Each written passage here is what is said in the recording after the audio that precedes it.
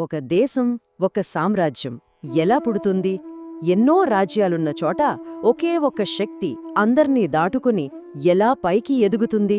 ఇది అలాంటి ఒక కథ. ఇది మగధ కథ. చరిత్రలోనే అత్యంత గొప్ప సామ్రాజ్యాల్లో ఒకటైన మౌర్య సామ్రాజ్యానికి పునాది వేసిన శక్తి. మరి ఆ రాజ్యం భారతదేశపు మొట్టమొదటి సూపర్ పవర్గా ఎలా మారిందో చూద్దాం. మనం ఇప్పుడు చూస్తున్న ఈ ఒకే భారతదేశం అనే కాన్సెప్ట్ ఒకప్పుడు అస్సలు లేదు. అది పదుల సంఖ్యలో రాజ్యాల సమాహారం. ప్రతి రాజ్యం పక్క రాజ్యంతో ఆధిపత్యం కోసం నిరంతరం పోరాడుతూ ఉండేది.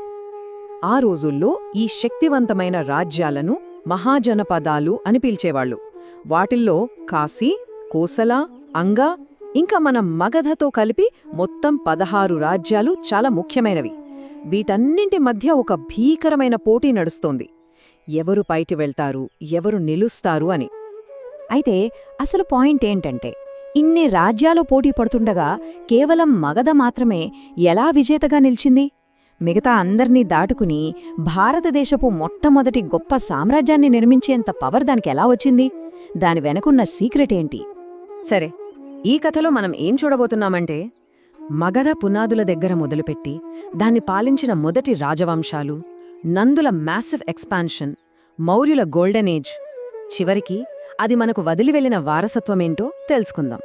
మగధ విజయానికి కారణం కేవలం గొప్ప రాజులు మాత్రమే కాదు. దాని అసలైన బలం దాని భూమిలోనే ఉంది. దాని పోటీదారులకు లేని కొన్ని ప్రత్యేకమైన అడ్వాంటేజులు మగధకు ఎలా ఉన్నాయో ఇప్పుడు చూద్దాం. ఇప్పుడు మనం బీహార్ అని పిలుస్తున్న ప్రాంతంలో గంగానది పక్కనున్న సారవంతమైన భూభాగమే ఒకప్పటి మగధ రాజ్యం. ఆ లొకేషనే దానికి అతిపెద్ద వరం. అదే దాని భవిష్యత్తును నిర్ణయించింది. చూడండి, మగధ సక్సెస్కి ఒక్కటే కారణం కాదు, అదొక పర్ఫెక్ట్ కాంబినేషన్. ఒకటి, గంగానది ఒడ్డున ఉండటంతో పంటలకు కొదవేలేదు. 2, భూమి లోపల దొరికిన ఇనుముతో అప్పట్లోనే శక్తివంతమైన ఆయుధాలు తయారు చేసుకున్నారు. ఇక మూడోది, గంగానది మీద కంట్రోల్ ఉండటంతో మొత్తం ట్రేడ్ రూట్ వాళ్ళ చేతిలోకి వచ్చేసింది. ఈ 3 శక్తులు కలిపి మగధను ఒక అన్స్టాపబుల్ ఫోర్స్గా మార్చాయి. సరే, రీసోర్సెస్ ఉన్నాయి, బానే ఉంది. కానీ వాటిని వాడుకోవడానికి సరియైన నాయకత్వం కావాలి కదా. మగధను ఒక ప్రాంతీయ శక్తిగా మార్చడం మొదలుపెట్టిన ఆ తొలి రాజుల గురించి ఇప్పుడు తెలుసుకుందాం. మగధ ఎదుగుదల ఒక రీలే రేస్ లాంటిది. హర్యంక, శిశునాగ, నంద, చివరిగా మౌర్యులు, ఇలా ఒకరి తర్వాత ఒకరు వచ్చిన ప్రతి వంశం మగధను ఇంకొంచెం పెద్దదిగా, ఇంకొంచెం బలంగా మార్చింది. ఇక మొదలైంది అస్సలు కథ. అంగ, వజ్జి, అవంతి లాంటి పవర్ఫుల్ రాజ్యాలను ఓడించడంతో మగధ ఒక రీజనల్ పవర్గా అవతరించింది. అంతేకాదు, వాళ్ల రాజధానిని పాటలీపుత్రకు మార్చడం ఒక మాస్టర్ స్ట్రోక్. దానివల్ల వాణిజ్యం, సైనిక కదలికలు ఇంకా సులభమయ్యాయి. మగధ ఎదుగుదల అప్పటికే చాలా వేగంగా ఉంది. కానీ అప్పుడు వచ్చారు మొత్తం ఆటనే మార్చేసినవాళ్లు. వాళ్లే నంద రాజవంశం. నందులు నిజంగా విప్లవకారులు. ఎందుకంటే వాళ్ల స్థాపకుడైన మహాపద్మ నందుడు అప్పటి సంప్రదాయం ప్రకారం యోధుడైన క్షత్రియ కులానికి చెందినవాడు కాదు. ఇది ఆ రోజుల్లో ఒక పెద్ద సంచలనం.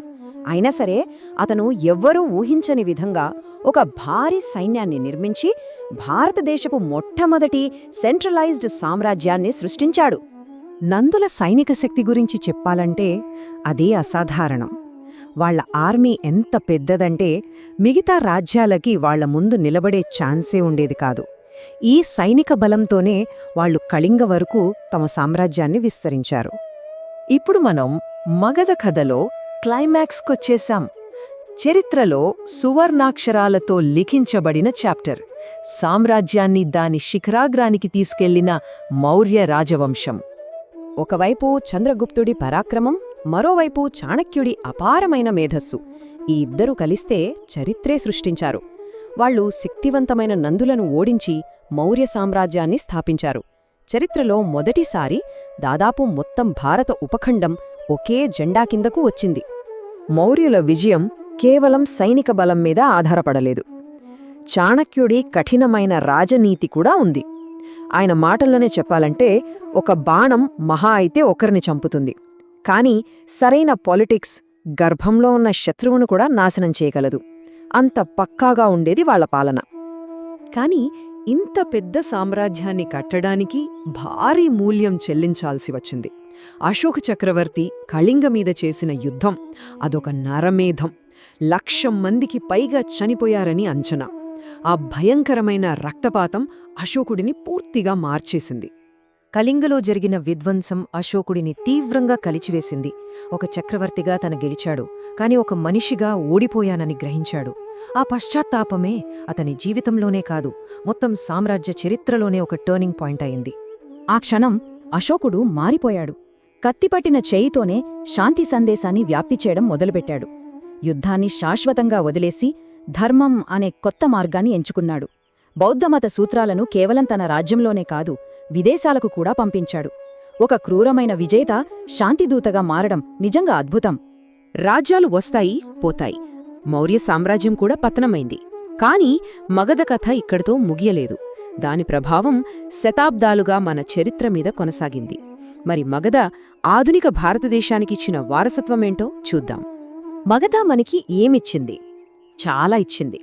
అన్నింటికంటే ముఖ్యంగా భారతదేశాన్ని ఒకే కేంద్రీకృత రాజ్యంగా చూడాలనే ఆలోచన ఇచ్చింది. వాళ్లు సృష్టించిన అడ్మినిస్ట్రేషన్ సిస్టమ్ ఆ తర్వాత వచ్చిన ఎన్నో సామ్రాజ్యాలకు ఒక బ్లూ ప్రింట్ లాగా పనిచేసింది. అంతేకాదు, బౌద్ధం, జైనం లాంటి గొప్ప ఫిలాసఫీస్ వాళ్ల మద్దతుతోనే దేశమంతటా వ్యాపించాయి. సింపుల్గా చెప్పాలంటే మగధ ప్రభావం మౌర్యుల కాలంతో ఆగిపోలేదు. అది ఒక బలమైన పునాది వేసింది. ఆ పునాది మీదే ఆ తర్వాతొచ్చిన గుప్తుల లాంటి గొప్ప గొప్ప సామ్రాజ్యాలు నిలబడ్డాయి. మనం ఇండియన్ హిస్టరీలో గోల్డెన్ ఏజ్ అని పిలుచుకునే గుప్త సామ్రాజ్యానికి కూడా మూలాలు మగధలోనే ఉన్నాయి. చివరిగా ఒక్క ప్రశ్నతో ముగిద్దాం. అసలు ఒక సామ్రాజ్యం యొక్క గొప్పతనాన్ని ఎలా కొలవాలి? వాళ్ళు గెలిచిన యుద్ధాలు, వాళ్ళు జయించిన భూభాగాల ద్వారానా, లేక వాళ్ళు ప్రపంచానికి వదిలివెళ్లిన ఆలోచనలు, తత్వాలు మరియు పరిపాలనా వ్యవస్థల ద్వారానా? ఆలోచించండి.